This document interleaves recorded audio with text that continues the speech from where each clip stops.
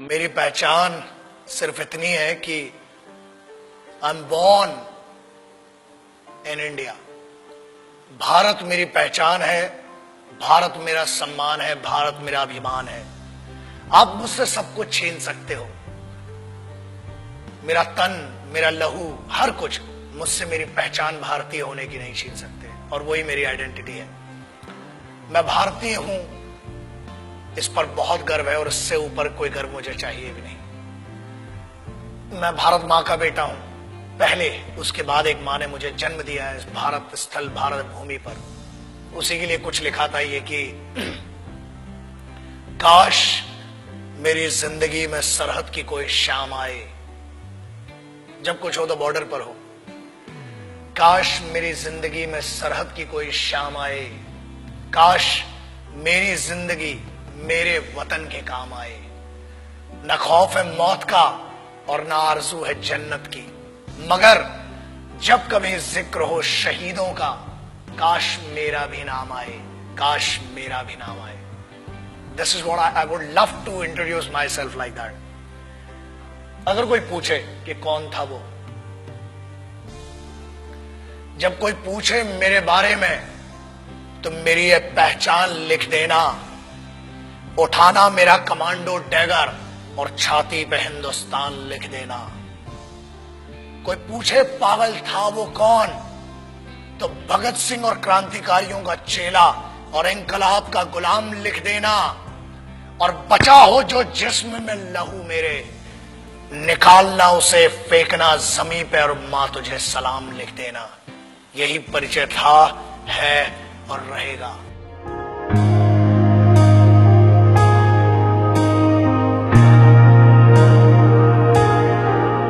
आजकल बहुत एक मुद्दा चल रहा है, देशभक्ति। कुछ लोगों ने उसे हिंदुओं से जोड़ दिया, कुछ ने मुसलमानों से जोड़ दिया, कुछ ने सिखों से, कुछ ने ईसाइयों से। एक बात याद रखना, हम पहचान हैं एक ऐसा महाविद्यालय, एक ऐसी university. It's like an university, it's like a college, the country is like college. We may have different wings, we may have different subjects, but we all belong to one college and that college is Bharat, राष्ट्र। आप उसको हुब्बुल वतनी कह लें उर्दू में, अरबी में, उसको आप जननी जन्मभूमिश्च कह लें आप संस्कृत में, आप मादरे वतन कह लें, वतन की इज्जत कह लें, आप कुछ भी कह लें। आज बहुत जरूरी हो गया है उस ट्रेटर, उस गद्दार, या बेहतर लैंग्वेज में उसको गद्दार और चूतिया कहेंगे, उसकी बात करना जो आज की डेट में बड़ा सेलिब्रिटी बन के फिर रहा है। Let's talk about that person जिसने हर फौजी और हर इस भारत मां के बेटे को हर्ट किया है। आज उसके बारे में बात करना बहुत जरूरी हो चुका है। न हिंदुओं से न मुसलमानों से इस मुल्क को तकलीफ है गद्दार और बेईमानों से, जिन्हें हम हार समझ बैठे थे गला अपना सजाने को, वही अब नाग बन बैठे हम ही को काट खाने को। पिछले 2-3 महीने it has been disturbing me a lot. I being an Indian, I being a soldier, I being a simple son of this motherland, feel hurt, disheartened, and at the same time I feel pity for them. बुरा लगता है। कारण यह, लोग कहते हैं कि हम कुछ कर नहीं सकते। ऐसा है, करने पर आ जाए तो बहुत कुछ कर सकते हैं, लेकिन हम सम्मान करते हैं भारत के सर्वोच्च न्यायालय का, सुप्रीम कोर्ट का, और उसके आदेश की अवहेलना नहीं करना चाहते हैं। उसके आदेश का पालन करते हुए कुछ गद्दारों को आज भी छोड़ रखा है। वरना ऐसा है, काम ही हड्डियां तोड़ने और जान लेने का हिंदुस्तानी फौज करती है। किसी ने कहा, मैं उन गद्दारों का शायद नाम भी लेना पसंद नहीं करूंगा, बिकॉज वो इतना भी डिजर्व नहीं करते कि उनका नाम इस जुबान पर आए। बट एक चीज बोलना बहुत जरूरी है। कुछ लोगों ने यह कहा कि भारतीय सेना रेपिस्ट है। अगर घरों में बैठे हो ना, और अगर तुम्हारी बहनें और तुम्हारी माएं घर से निकल के जा रही हैं, तो सिर्फ ये हिंदुस्तानी फौज है जिसकी दम पे तुमने भाई होने का, बाप होने का फर्ज नहीं निभाया होगा, मगर this the only Indian armed forces which maintain the dignity of a soldier and maintains that brotherhood. आपकी बहनें, आपकी माएं अगर सुरक्षित है तो वो भारत की सेनाएं हैं जिनके कारण है। बोलने के पहले सोचा करो। और किस्मत बहुत अच्छी थी कि फौज के सामने नहीं बोला, वरना जो हीरो बना दिया ना इस देश में, फौज तुम जैसों को छोड़ती भी नहीं। मगर यह भारत का संविधान है, this is the constitution of India, जिसने बांध रखा है हमारे हाथों को। क्रोध करना मेरी आदत नहीं है, मगर आता है गुस्सा। इसलिए आता है क्योंकि चाणक्य ने कहा था कि अक्सर मैंने झूठे लोगों को मुस्कुराते हुए देखा है। जो सच बोलता है और दिल से बोलता है उसको गुस्सा बहुत आता है। और ये गुस्सा इस बात का है कि इस देश में कुत्तों को मारने की परमिशन नहीं है, इसलिए अभी तक बचे हुए हो। फौज को रेपिस्ट बोलते हो? Ask your sisters and your mothers, ask your family members, if there are 10 young boys and if there is a single soldier, ask a girl, ask a young girl, where would she go for the help and whom would she ask for the help?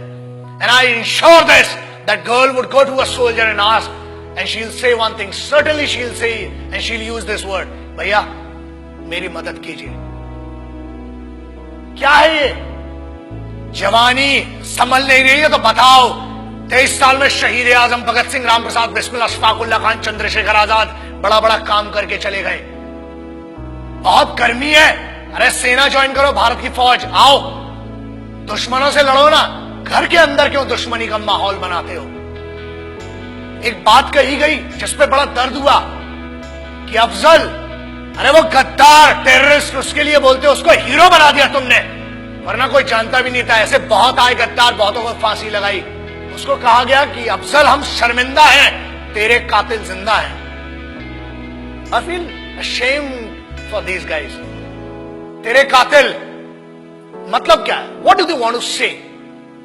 तेरे कातिल कौन हुए? भारत का संविधान, सर्वोच्च न्यायालय ने उसको फांसी सुनाई है। हर हक दिया इस बात का कि पहले आपकी पिटीशन दायर हो, आपके ऊपर पूरा मुकदमा चलाया गया। अरे समस्या ये, हम तो आतंकवादियों को भी क्या बोलूं, भाषा फिसल जाएगी तो बहुतों के परखच्चे उड़ जाएंगे। आप कहते हो कि तेरे कातिल, चलो, it means you are blaming the constitution of India. Bharat के अगेंस्ट में कहने की ना हमने तुम्हें छूट दी है और ना आजादी।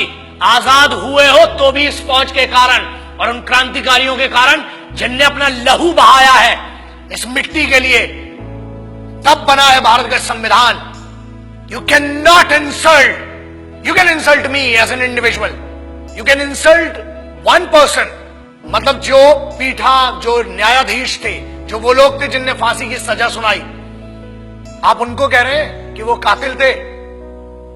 अरे धिक्कार है आपके ज्ञान पर। I feel ashamed for it.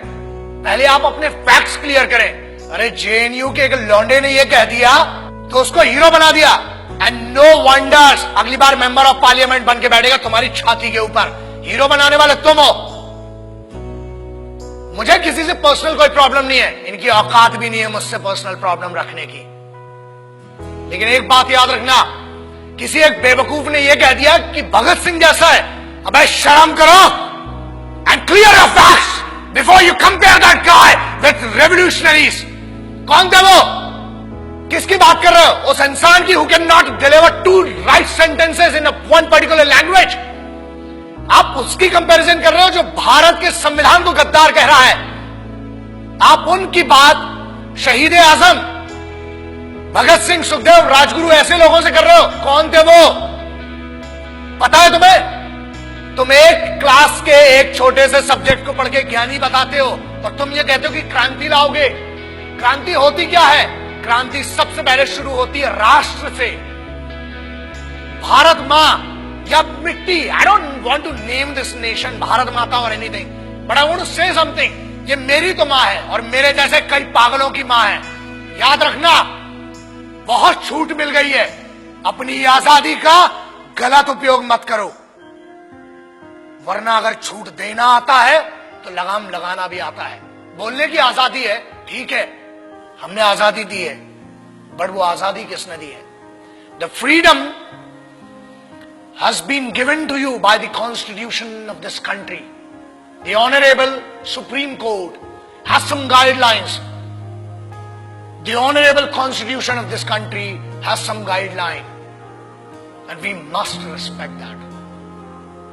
आज आप एक बंदे को जिसको जमानत पर छोड़ा गया है उसको हीरो बना दिया. मेरा उस बच्चे से और मेरा उस लड़के से कोई पर्सनल प्रॉब्लम नहीं है, मगर याद रखना इस देश का हर दुश्मन मेरा दुश्मन है. इस भारत माता, इस मिट्टी के ऊपर कोई भी बात करेगा, that guy, that person has to face me and the soldiers of this country. आप कैसे भारतीय सेना को रेपिस्ट कह सकते हो? शर्म करो सेंटेंस के ऊपर. अगर आज भी बच्चियां सुरक्षित हैं, if the Indian youth, if everybody, whoever is doing whatever they want to do, if this freedom has been given to them, it is just because of one thing, that Indian Army, Navy and Air Force, the Indian Armed Forces are fighting for you day and night. जब तुम सोने जाते हो तब उनकी duty का वक्त शुरू होता है. शर्म खाओ इस बात के लिए. और याद रखना, भारत को तोड़ने की कोशिश मत करो. ना हिंदुओं से न मुसलमानों से इस मुल्क को तकलीफ थी, है कुछ गद्दारों से और कुछ बेईमानों से. And I am telling you on behalf of every Indian. यार आप क्या बात करते हो? मैं इस देश के यूथ का सबसे बड़ा फैन हूं और मैं कहता हूं, मैं इनका फैन हूं, भारतीय युवाओं का. The Indian youth, I am your biggest fan. और याद रखना, अपनी आजादी का गलत उपयोग मत करो, क्योंकि आप जिस ट्रैक पर ले जा रहे हो, तुम इसलिए बचे हो आज तक क्योंकि भारत के संविधान ने आज भी जानवरों और कुत्तों को मारने की आजादी नहीं दी है. अगर होती तो कब के निकल चुके होते. और आज भी इंतजार कर रहे हैं कि तेरा निर्णय सर्वोच्च न्यायालय करेगी. और अगर नहीं किया, keep my words and take my words. ये चेहरा याद रखना. हम बोलते कम है, घसीटते और मारते ज्यादा है.